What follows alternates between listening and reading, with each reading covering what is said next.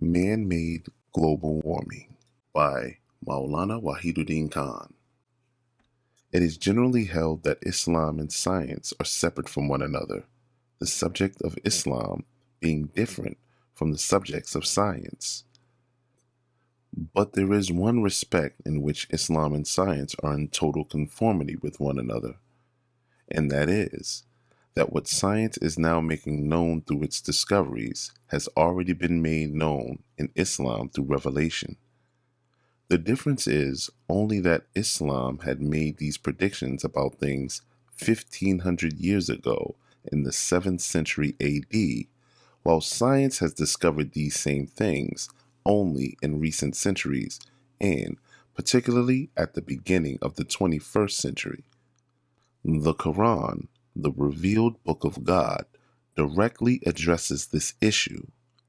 It says, "Corruption has appeared on land and sea because of the evil which men's hands have done, and so he will make them taste the fruit of some of their doings, so that they may turn back from evil." According to the above verse of the Quran, corruption in the land and sea, referring to global warming, is man-made. Scientists from all over the world are repeatedly emphasizing that global warming is man-made.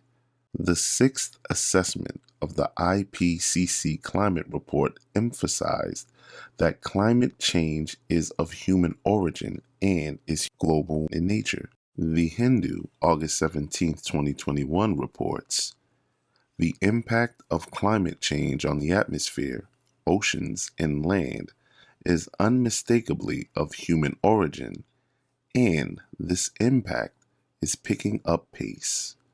It is a striking fact that there is no part of the inhabited world that is now untouched by the impact of global warming."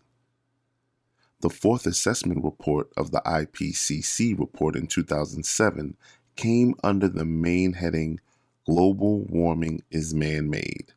All these reports seem to be an interpretation of the above Quranic verse, "Man-made corruption has spread on land and sea."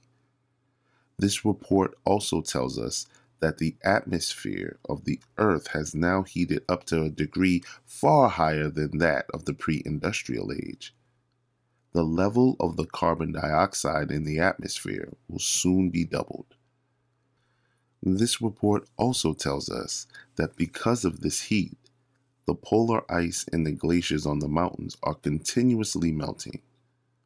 As we all know, there are huge ice caps at both the North and South Poles.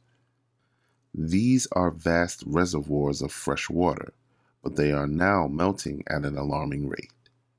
Also, there are huge mountaintop glaciers, gigantic storehouses of drinking water, which, as a consequence of global warming, are likewise rapidly melting, and their stored water is draining off into the oceans through the rivers. Due to this, the level of water in the seas is rising. It is feared that in the near future, this will rise by as much as 1 meter, and there will be a risk of the coastal areas being submerged.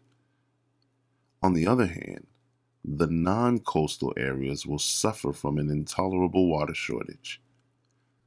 The report further tells us that the dangerous changes occurring in our world are resulting in irreversible damage. That is, there is no remedy for this process.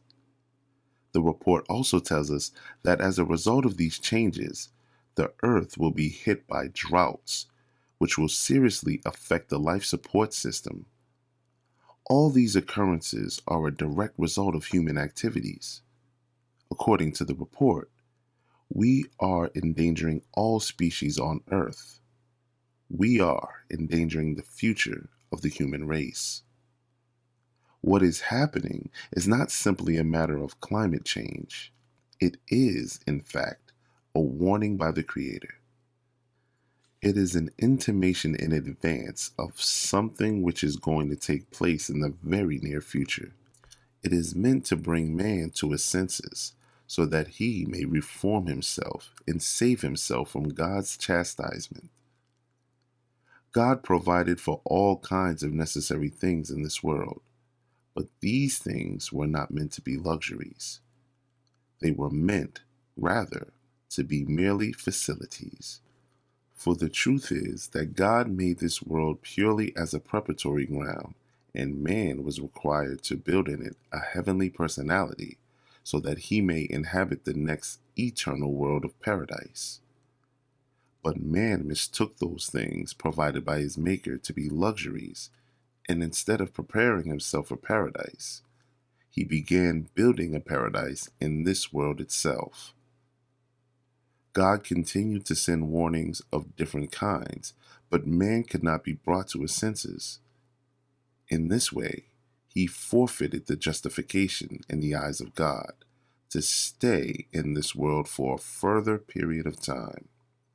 Apparently, now the time has come when this world should be terminated and man should be brought back to book and be held accountable on the day of judgment.